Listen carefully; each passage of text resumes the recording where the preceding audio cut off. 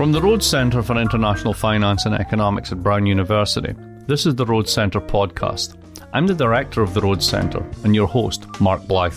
On this episode, I spoke with Ron Schatz, Professor of History at Wesleyan University and author of the new book, The Labour Board Crew. In it, he tells the story of a group of academics and lawyers who during World War II took on roles that hadn't really existed before.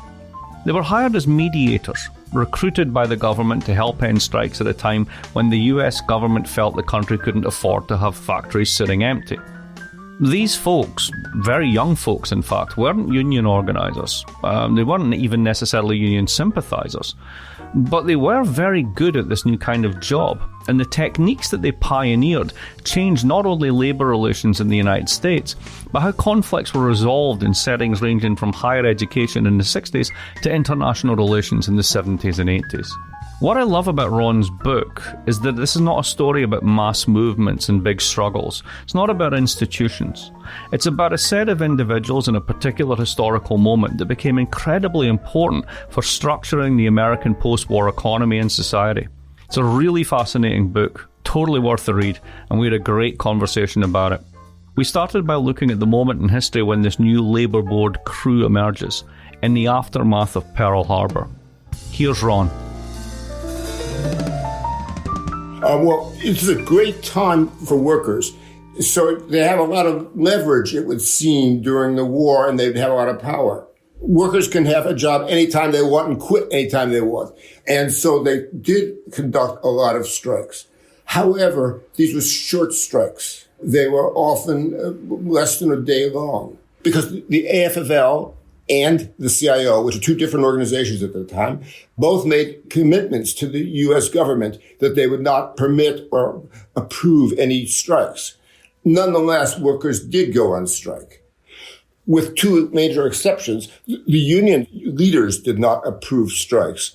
But if workers have a boss who's being bad, being awful, or just it could be just the local foreman or whatever, they'll just stop. And since they have much leverage, what they're purposely doing is to get that new agency, the National World Labor Board, to send somebody over there and do something about it. So this is the key thing. These guys are mediators. They're from the government, but they're not of the government. They're kind of like one arm removed. Yes. To defeat the Axis powers, the United States had to be contributed not only in its military force, but especially in equally important, its industrial force, which for not only for the U.S., but for the Brits, for the Soviets, for the Chinese and others, all the allies. But the United States relationships between capital and labor in the United States were quite hostile. Waves of strikes in 1941. Now the AFL and the CIO make a commitment to the U.S. government that we won't approve any strikes. But how are they going to do it? They hire these young people who they trained themselves and taught them how to mediate, arbitrate. And then these people became, they didn't know how to do this before then. Because most industries didn't have a tradition of labor management, of mediation and arbitration. They are young. So sort of the age of assistant professors, 29, 30, 31, 2, 3 years old. Normally they're economists. Some of them are trained in law. One of the most successful examples you have in the book is a guy who was a Quaker. So basically listening became an important skill, right? Oh, yeah. They had to learn in new ways how to resolve conflicts between union representatives and company representatives and do it quickly. And they developed a skill which then they were not only did during the war, but they continued to do it after the war. All of the major universities, not all the major universities, but the universities in the parts of the country where unions were strong, like in Rhode Island or Massachusetts or Illinois or California. Universities all created industrial relations programs or departments or schools. And these people were appointed as their professors and directed those programs. So they kept doing this then after the war and for the rest of their lives. Let's move into the period after the war when, as you put it in the book, they become ascendant. Let's talk about two particular thorny disputes. One, the Ford Motor Company, who really didn't like unions. And then after that, steel, because steel becomes incredibly important to the story all the way through the 70s. So let's start with Ford. What do these guys do with Ford after the war, and why is it important? The government leaned on the Ford company that you got to stop these strikes. You're supposed to be making airplanes, you're making tanks, and you're making cannons, and we can't do this. It's just a big company. We need you. And they hire young economists, one of whom becomes quite famous. Robert McNamara becomes the Secretary of Defense in the Kennedy administration and the Johnson administration. Henry Ford's grandson, Henry Ford II, becomes president, and McNamara and the other whiz kids, as they were called, become the managers for the management side. On the union side, well, the unions were also full of internal conflicts. Actually, to understand conflicts, you have to understand, often the conflicts are inside the groups as much as between them. Walter Reuther, who was a social democrat, is able to defeat the communists inside the United Auto Workers. So then we have young leaders on both sides, in the union and the company. And how are they going to manage things between them? Well, they get one of the labor board guys, Harry Shulman, who was a professor of law at Yale. And during the war, he spends every other week, he's in Detroit, meeting for long days, and then after dinner, over drinks, talking to people on both sides to try to overcome the conflict. And then they kept using Harry Shulman after the war. So rather than this being this picture of sort of enlightened bosses coming together with enlightened unions, that's going on. But what's really important is you've got somebody who's a linchpin to this whole thing, like Shulman, who's making it happen. What's the story in the steel industry? Because it's very similar, right? It's parallel. Similar. Each industry is unique. Steel, after all, for instance, has no assembly lines. It's much more complex production system. Also, one company, U.S. Steel, has about 40% of the market.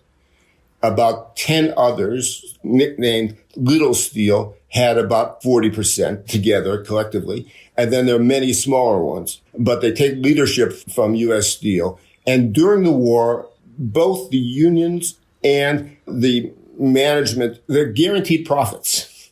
And the labor's wage rates are the same, but earnings are skyrocketing up during the war because of the long hours. But they still have lots of disputes in each local place, in each factory, and amongst workers. And they don't have systems for resolving them. And so the labor board people help construct grievance and arbitration systems, typically of 4 or 5 stages, so that if, you and I are the two sides, we try to resolve it. If we don't, it goes up to the next stage, and at the top, it's resolved by this arbitrator, if they don't reach it any other way. And so they able to do this during the war in the steel industry. And after the war, they kept using the same kind of system. And in fact, after the labor board people themselves left because they were no longer working for the government, they were working at universities and so forth, the unions and the companies wrote new contracts to guarantee resolving these conflicts. The problem is they didn't consult the actual workers. And there was huge protests about the conditions. Those guys are getting more and we're not. And so they go out and strike. Lots of little strikes. And this succession of arbitrators, one after another, is fired and fired and fired and fired and fired. And finally, they bring in Sylvester Garrett, who during the war was the director of the Regional War Labor Board for Pennsylvania, which meant U.S. Steel and Bethlehem Steel, all based there. Garrett, incidentally, is another Quaker. There are a lot of Quakers involved in this. And they have a background in conflict resolution, because that's what you do. We go to the meeting, and there's 10 of us, if we're all Quakers, sit around and discuss.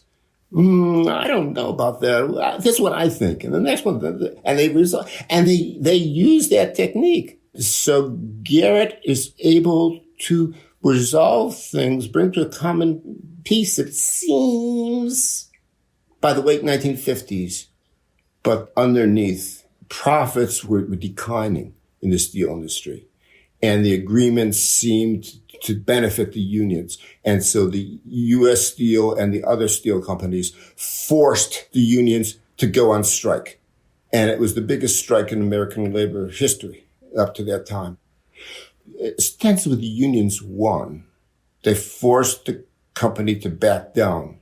But both sides lost. The whole industry was in, remember, please, these were old factories. Right. And the United States and the Marshall Plan was helping fund new factories in Germany and Japan and elsewhere. So finally, I mean, you got exactly to that point I wanted to get to, which is essentially this works so long as the United States is kind of the only game in town, right? It's really just a question of the spoils and who gets what. But once other people start taking their share of the spoils, right, and steel is the classic example of this, you can import steel. It's a basic product. It comes in 3 or 4 flavors. And the high quality stuff is being made in mills that the United States doesn't have. Right. And that's what industry increasingly wants. So profitability starts to go down. The management union relationships start to fracture, but they still try to hold this together all the way through the 60s. What really begins to change it, though, were 2 kind of wild card episodes. So the first one is the students' revolts of the 1960s. And the second one is the unionization of the public sector in the 1970s. How do these 2 events kind of, undermine this model from without rather than from within? Start with the student revolts. How does that fit into this story? Free speech at Berkeley and all this stuff. Yeah. This was the baby boomers are coming into college, and a small number of students from UC Berkeley went to Mississippi and Alabama in 1964 to persuade black people to register to vote. And then when they get back afterwards, in the fall of 64, and the university is shutting down the rights for students. The students mobilize for a free speech movement. The free speech movement unites the socialists and the most radical people and the Republicans and the Democrats, because they were all against these new policies of the administration of the university. And so we get the student protests of a kind never happened in the United States before. And this is just in Berkeley. But once the United States enters the war in Vietnam, it increases the number of soldiers and the number of deaths rise and the number of men are drafted. Suddenly the protests immense, and then the anti-war movement and the student movement become intertwined. So how do the labor board guys get involved in this? How do they mediate this conflict? They were appointed as the presidents and the provosts and the leading deans at each of these major universities.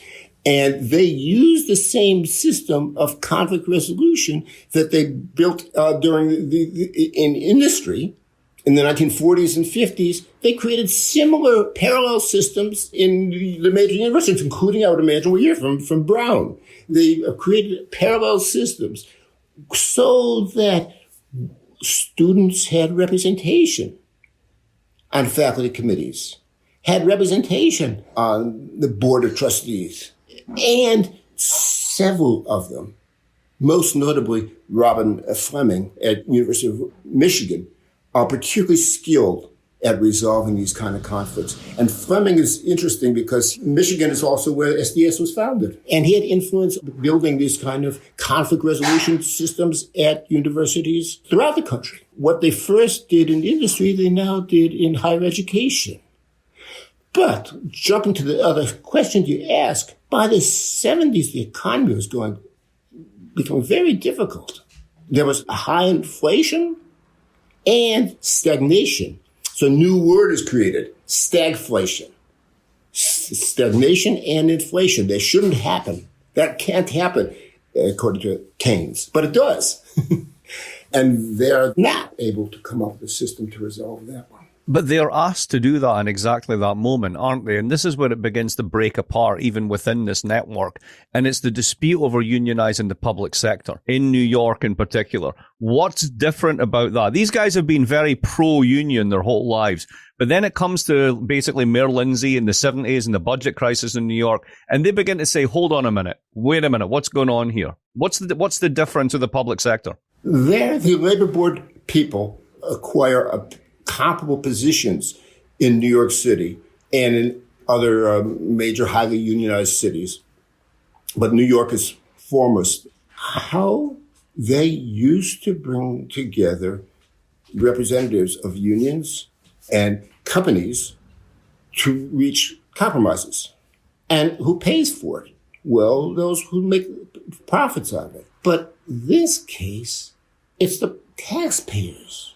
And it didn't seem to David Cole or George Taylor or John Dunlop that it seemed right that the taxpayers should be paying for this. But this is happening at the same time. The unions are becoming for the first time, becoming extremely militant, much more militant. People like Al Schenker of the Teachers Union, the public sector union leaders were more ferocious than any of the others in the private sector had been for years. Taxes will go up. Inflation is happening. There is going to be resistance to this whole system of conflict resolution that had been working in the private sector. It was not working anymore in the public sector. And at the same time, there's resistance in the private sector because of new imports from Japan. Mm-hmm. So their profits are being squeezed. The magic has gone away. You have stagflation, and you've still got strong unions, particularly in the public sector. At the end of the book, someone appears. He makes an appearance earlier on, but then he comes in at the Nixon administration as the next Secretary of Labor after Dunlop, and that's George Schultz. So we think of George Schultz as, Reagan's right-hand man, the guy who negotiated with the Soviets. And he is, and he ends up being one of the longest-serving cabinet members in the Reagan administration, etc. And he's known for his foreign policy. But he's this really interesting bridge figure, because in the 1970s as Secretary of Labor, and I have to find that word you use in the book just to share it with everyone, he blames management for price gouging and calls them a bunch of crepe hangers, which neither of us can remember what that word is, but it's a great insult. I'm going to use it from now on. How does George Schultz go from someone who's blaming management for inflation to someone who's working in the Reagan administration that effectively breaks American unions? Tell us about Schultz's journey. Oh, he's a fabulous character. I thought of writing a biography of him, but unfortunately, Schultz chose his own biographer and has all his papers not available to anyone else except to that fellow. So until they open up his papers, and I have to see once the book comes out, is there more to say? But Schultz's background was as labor relations mediator, arbitrator at MIT. And then later, he was Secretary of Labor in the Nixon administration, where he, amongst other things, besides the usual jobs of the Secretary of Labor, he was also asked to go south and help integrate the public schools in the former Confederate States, which still were not integrated at all. Schultz uses the same techniques of building the two sides together. In this case, in South Carolina City, for example, you get the president of the Manufacturers Association, and you get the president and the leaders of the NAACP, and say, all right, judges are going to require integration. Now, do we want this to happen peacefully? And he persuades both sides that it's in their both interest to do this peacefully. He's doing that. Likewise, it is Nixon's administration, and particularly George Schultz and his right-hand man, Arthur Fletcher, who create affirmative action in American industries, and also in universities. By the way, it's out of the administration. Schultz knew when to leave. He retired from the administration just before Nixon was obliged to resign. He becomes a CEO of a great international building corporation based in San Francisco. But then Reagan asks him to come back in 1982 at the peak of the new Cold War, when both sides, the Americans and the Soviets, were both afraid that the other was going to start a nuclear war. And Schultz, over time, uses his negotiating and mediation skills with the Soviet leaders. And he had the great fortune to have new, younger leaders in Gorbachev and Shevardnadze, and persuaded them that Reagan was a man they could trust, despite his reputation. And he, in turn, persuaded Reagan that for his own interests and for the nation's interests, they ought to make deals with the Soviets. And because most of the Reagan administration people were much more to the right. Right. Schultz was a conservative, a Republican.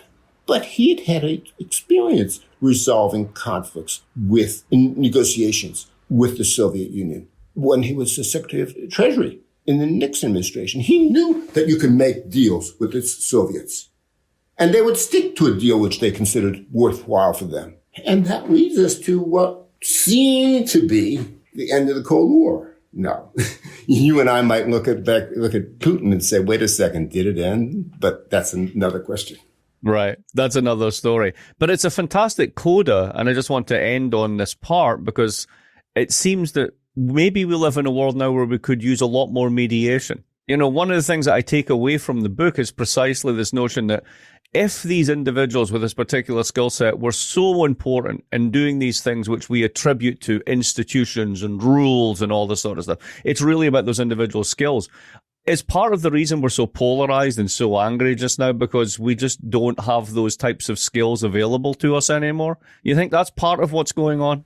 Yeah, I've been asked that question before, and it would seem that, which is not to say, let's consider marriages. If a couple, man or woman, or two men or two women, are not happy with each other, they go to a mediator. The skills have been moved to that area. But we don't have it in industry or in the public sector. Well, why? I mean, this was a unique generation. I don't think they created successors. Maybe their time was just unique. There came at a time because of the experiences they'd had in the Depression, the experiences they had in the war, the necessity of resolving conflicts because of the Cold War. That may be part of the story here. And then, too, underneath the story I'm telling you is the rise of the new conservative movement. So that, the conflicts in the Congress and the local levels are of intensity not seen for a very, very long time. Sometimes we ask, well, why don't you have them again? It was a unique time. Yeah. All right, that's a sad note, but it's nonetheless probably an appropriate note on which to end it. It's a great book. I recommend it to everyone. It's the best labour history I've read in a very long time. Ron Schatz, thank you very much for writing it and for coming on the podcast. Well, thank you for inviting me.